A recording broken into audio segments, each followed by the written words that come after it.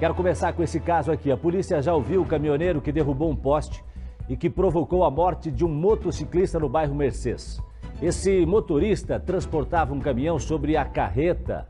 Os cabos foram arrancados quando ele cruzava ali pela rua, pela Tapajós, e o motociclista que vinha atrás, pouco tempo atrás, nem um minuto depois, acabou se enroscando nos cabos, caiu e morreu na hora.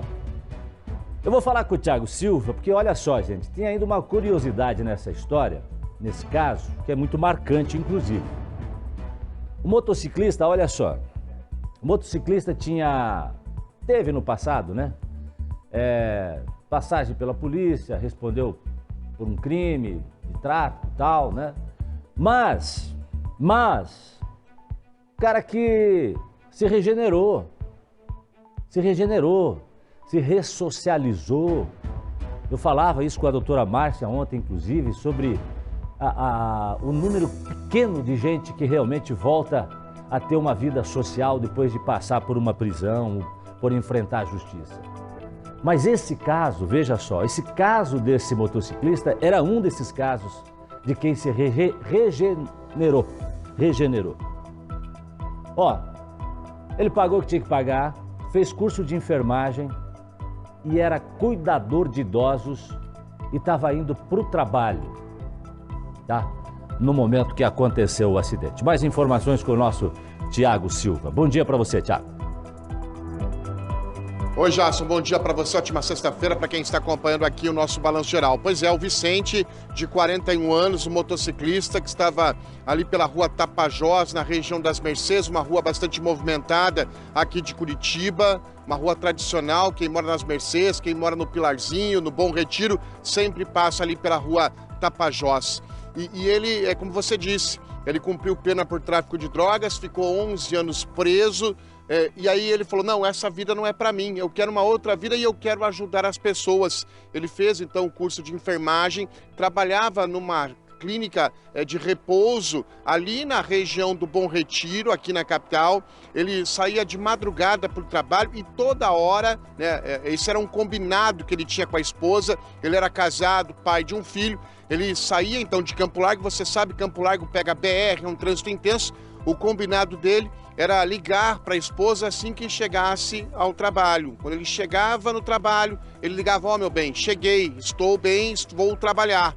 Ontem ele não fez isso, ontem ele não ligou para a esposa. A esposa então resolveu procurá-lo e acabou descobrindo que, infelizmente, ele foi vítima desse acidente terrível, né? Não sei se dá para classificar como uma fatalidade, uma imprudência, a polícia está investigando isso. O motorista que se envolveu no acidente prestou depoimento aqui na Delegacia de Trânsito da capital, deu detalhes em relação ao que aconteceu, disse não ter percebido, o Jason Goulart, que acabou colidindo com os fios e que o poste veio abaixo, porque ali é uma sucessão de erros que acontece nesse caso e a gente vai estar explicando, vamos explicar ao longo do programa detalhes do acidente em si. O delegado Edgar Santana ouviu esse motorista aqui por quase uma hora e contou pra gente aqui do Balanço Geral o que o motorista relatou à polícia depois da colisão com os fios. Veja. Ao prestar os devidos esclarecimentos, ele informou que estava vindo do Espírito Santo, com destino a Curitiba, e ao chegar na cidade, o veículo apresentou uma pane. Ele entrou em contato com a central de monitoramento. A central solicitou que ele parasse o veículo aqui na cidade de Curitiba em um local seguro. Então ele saiu rumo a esse local e algumas horas depois, após ter parado o veículo, ele teria sido abordado pelos nossos policiais aqui da nossa unidade policial, informando que ele teria se envolvido em um sinistro de trânsito. Neste momento, ele afirmou que não viu nem visualizou que teria se envolvido em qualquer tipo de acidente. Esse é o delegado Edgar Santana, então, explicando como foi o depoimento desse motorista. E tem um detalhe, não está claro ainda para a polícia, ou Jason, aqui na Delegacia de Trânsito, se houve uma fatalidade ou se houve, de repente, uma imprudência. Porque se você reparar nas imagens, daria tempo suficiente, porque se você percebe que existe a colisão com os fios de alta tensão, o motorista do caminhão dentro do veículo, ele não é atingido ali pela alta tensão, ele é protegido pelos pneus, isso a física explica.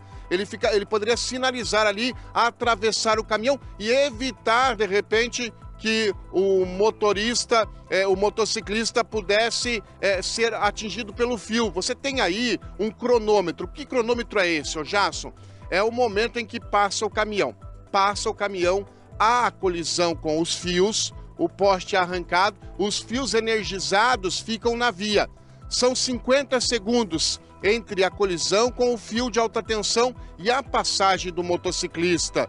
Se o motorista do caminhão, essa é a grande pergunta e a grande dúvida agora da polícia, se o motorista percebeu que bateu contra os fios, que a rede ficou energizada, ele teria, é assim que funciona a lei, ele teria que ter sinalizado. Não precisa, nesse momento, você descer do caminhão.